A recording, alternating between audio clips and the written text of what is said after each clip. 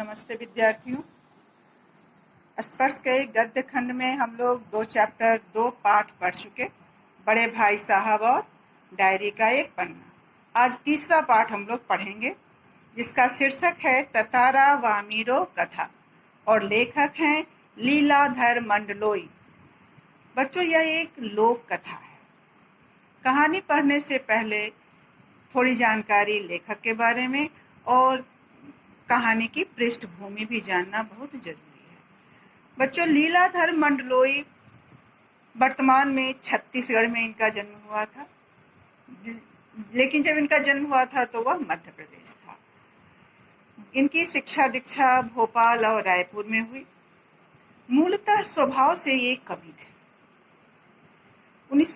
इनका जन्म 1954 में हुआ था और 1987 में ये प्रसारण से संबंधित उच्च शिक्षा लेने के लिए इन्हें लंदन से आमंत्रित किया गया था और ये वहाँ गए थे उच्च शिक्षा के लिए। चूँकि मूलतः ये कवि थे, इनका कवि हृदय ही इन्हें बार बार लोक कथा, लोकगीत, यात्रा वृतांत, मीडिया, डायरी, आलोचना लिखने के लिए प्रेरित करता था।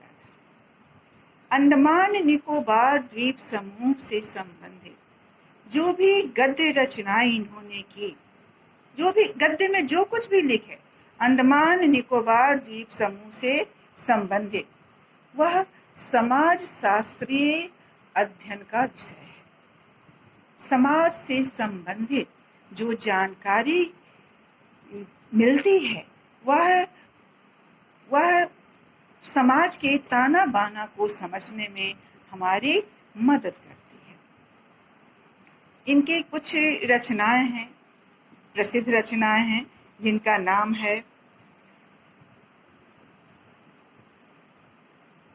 नाम है देखा अनदेखा, काला पानी, रात बिरात, और इस पर इन रचनाओं के लिए इन्हें सम्मानित किया गया। लीलाधर मंडलोई वर्तमान में संप्रति इन प्रेजेंट जो हमारा दूरदर्शन का जो प्रसार भारती दूरदर्शन केंद्र है उसके ये महानिदेशक है। प्रसार भारती दूरदर्शन के महानिदेशक के पद पर अभी कार्यरत हैं कौन? लीलाधर मंडलोई। बच्चों, एक बात और, जो सभ्यता जितनी अधिक पुरानी होती है उस सभ्यता से संबंधित उतनी ही अधिक किस्से कहानियां प्रचलित होती है। अब ये अलग बात है कि किस्से कहानियां जिस रूप में हमारे सामने प्रकट होती हैं, जिस रूप में हम अभी पढ़ते, सुनते या देखते हैं, वह उसी रूप में वह शुरू हुई हो ऐसा नहीं है। क्योंकि लंबे अंतराल को झेलते हुए, पार करते हुए ये किस्से कहानियां हम तक पहुंचती हैं, इसलिए उसमें कई तरह के परिवर्तन हो जाते हैं। लेकिन एक सच्चाई जो कभी परिवर्तित नहीं होती वह है उसमें निहित संदेश और सीख। जिस उद्देश्य को वह कहानी पूरा करती है वह उद्देश्य उसी रूप में हमारे सामने पहुंचता है। इस पर कोई विवाद नहीं है। अंडमान निकोबार द्वीप समूह में भी कई तरह के किस्से कहानियां मशहूर हैं, प्रचलित हैं। उनमें से कुछ कहानियों को लीलाधर मंडलोई फिर से लिखे। परिवर्तन तो उसमें होगा, ये तो सत्य है, लेकिन फिर भी जो उद्देश्य है वह परिवर्तित नहीं होगा। यही जो लोक कथा होती है उसकी ये बहुत बड़ी खासियत होती है, बहुत बड़ी विशेषता होती है। अब लोक कथा किसे कहते हैं? लोक कथा का क्या अर्थ होता है? लोक कथा को ही दंत कथा भी कहते हैं। लोगों में प्रचलित कहानियां, कथाएं जिस कारण से प्रचलित हुई। लेकिन ये पीढ़ी दर पीढ़ी, लिखित रूप इसे दिया जाए या न दिया जाए, पीढ़ी दर पीढ़ी ये आगे बढ़ते रहती है। क्योंकि जो लोक कथाएं होती हैं वो समाज कल्याण से जुड़ी होती हैं। पहले भी चर्चा की कि उसका जो उद्देश्य होता है वो कभी नहीं बदलता। क्योंकि समाज का कल्याण करती हैं, लोगों का कल्याण करती हैं ये लोक कथाएं, इसलिए बड़ी श्रद्धा और सम्मान के साथ ये पीढ़ी दर पीढ़ी आगे बढ़ती चली जाती है। हाँ, तो बच्चों, लोक कथा वैसी कहानियां जिसका कोई, जो कहानियां लोगों में तो प्रचलित होती हैं लेकिन उसका कोई ऐतिहासिक आधार नहीं होता, ऐतिहासिक प्रमाण नहीं होता, ऐसी कहानियों को लोक कथा कहते हैं। परंतु यह भी सत्य है, ऐतिहासिक आधार भले न हो, ऐतिहासिक प्रमाण भले न हो लोक कथाओं का, लेकिन ये लोक कथाएं निराधार नहीं होती हैं, ये वास्तविकता से परे नहीं होती हैं। इसमें सच्चाई होती है बावजूद इसके कि इसका कोई ऐतिहासिक प्रमाण नहीं होता है। तो लोक कथा बहुत बहुत कुछ कहती है, बहुत कुछ कहती है। शायद जो बातें इतिहास हमें नहीं बता पाती उनकी ओर भी इशारा करती हैं ये लोक कथाएं। जैसे समाज में जितनी अधिक लोक कथाएं प्रचलित होती हैं वह समाज उतना ही संपन्न माना जाता है। अब जो प्रस्तुत पाठ है ततारा वामीरो कथा, यह भी एक लोक कथा है। एक द्वीप पर केंद्रित कथा है, निकोबार द्वीप, जिसमें निकोबार द्वीप में विद्वेष की जड़ें इतनी गहरी हो गई थी, नफरत की जड़ें इतनी गहरी हो गई थी कि आपसी वैवाहिक संबंध भी समाप्त हो गया था। और उस विद्वेष की जड़ों को समूल नष्ट करने के लिए एक युगल प्रेमी को आत्म बलिदान करना पड़ता है। यही इस कहानी में बताया गया है। युगल प्रेमी को आत्म बलिदान करना पड़ता है, तब जाकर वे विद्वेष की जो जड़ें जो बहुत गहरी चली गई थी वह समाप्त होती है। बच्चों, हम सब जानते हैं प्रेम जोड़ने का काम करता है और घृणा नफरत फैलाता है। तो जो जोड़ने और जो युगल प्रेमी अपने प्रेम का बलिदान कर दे, अपने जीवन का बलिदान कर दे, तो ऐसे लोगों को समाज भूलता नहीं है, उनको आगे भी ले जाता है और उनके द्वारा जो परिवर्तन आता है समाज में, उस सुखद परिवर्तन से पूरा समाज प्रसन्न हो जाता है, पूरे समाज को एक नई दिशा मिलती है।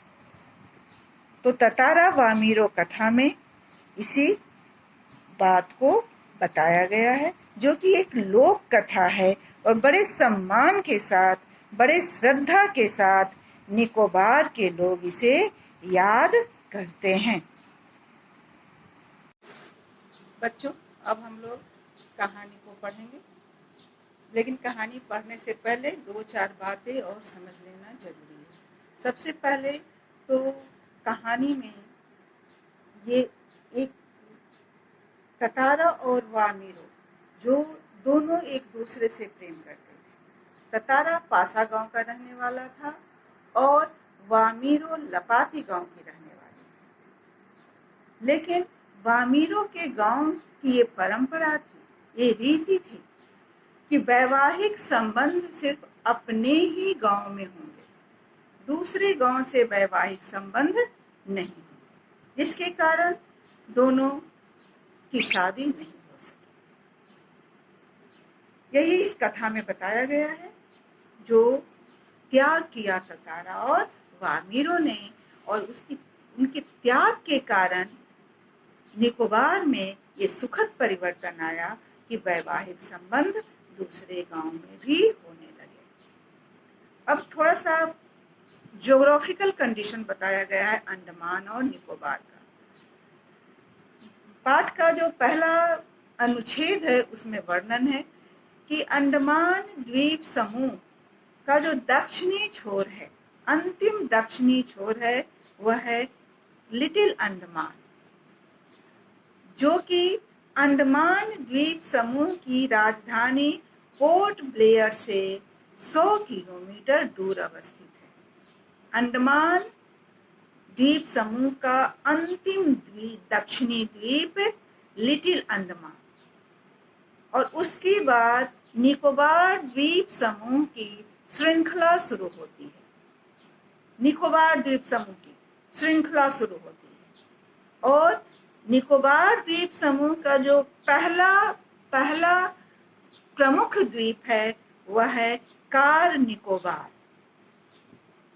अंडमान का अंतिम लिटिल अंडमान और निकोबार द्वीप समूह का पहला जो प्रमुख द्वीप है वह है कार निकोबार, जो कि लिटिल अंडमान से 92 किलोमीटर दूर अवस्थित है। यानी अंडमान द्वीप समूह का अंतिम द्वीप लिटिल अंडमान और निकोबार द्वीप समूह का पहला प्रमुख द्वीप कार निकोबार मिले हुए थे, जुड़े हुए थे, दोनों की भूमि अलग नहीं थी, ऐसा निकोबारियों का मानना है।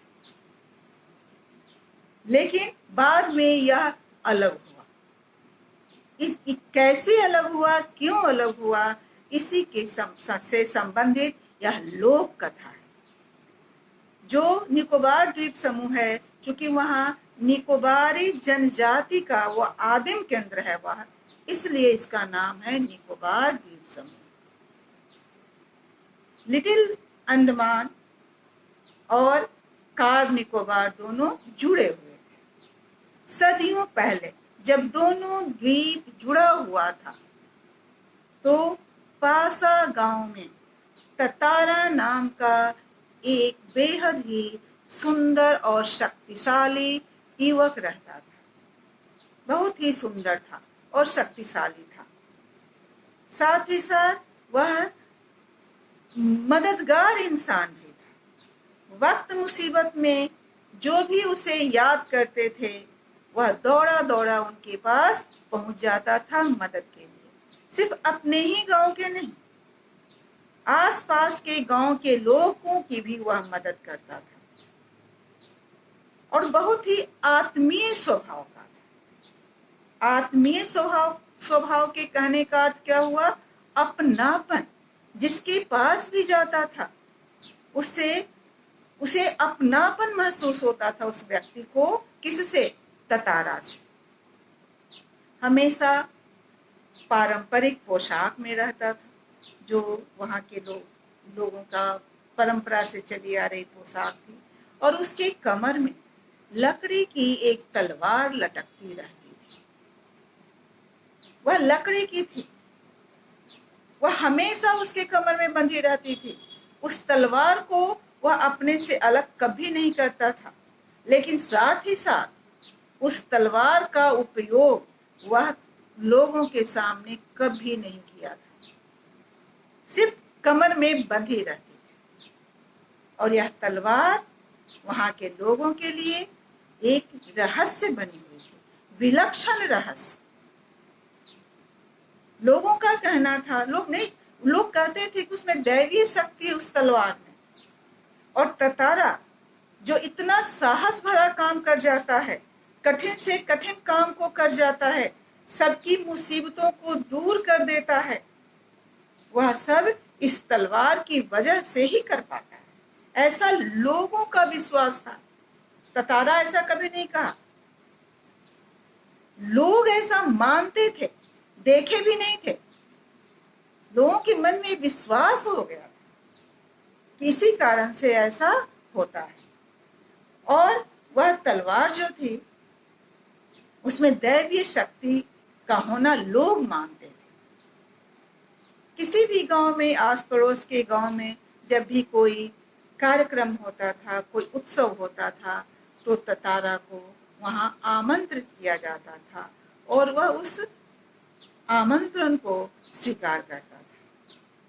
लोगों का कहना था कि ततारा एक ऐसा इंसान है जिसमें दैवीय शक्ति है और इस दैवीय शक्ति के कारण ही वह लोगों की मदद करने में सफल होता है। अब ततारा की क्या क्या विशेषता बताई गई इस अनुच्छेद में। सबसे पहले वह बहुत ही सुंदर था, शक्तिशाली था, मददगार इंसान था, वक्त मुसीबत में सिर्फ अपने गांव की ही नहीं, दूसरे गांव के लोगों की भी मदद करता था। उसका स्वभाव बहुत ही आत्मीय था। वह अपनेपन के भाव से भरा हुआ था। वह हमेशा पारंपरिक पोशाक में रहता था। उसके कमर में एक लकड़ी की तलवार लटकती रहती थी, जिसका उपयोग वह लोगों के सामने कभी नहीं करता था। लेकिन लोगों का मानना था कि इस तलवार में दैवीय शक्ति है। यह तलवार विलक्षण अद्भुत रहस्यों से भरा हुआ है और ततारा जो जोखिम भरा काम करता है, जो कठिन काम कर जाता है, जो सबकी मदद करता है, वह सब इस तलवार की वजह से ही कर पाता है।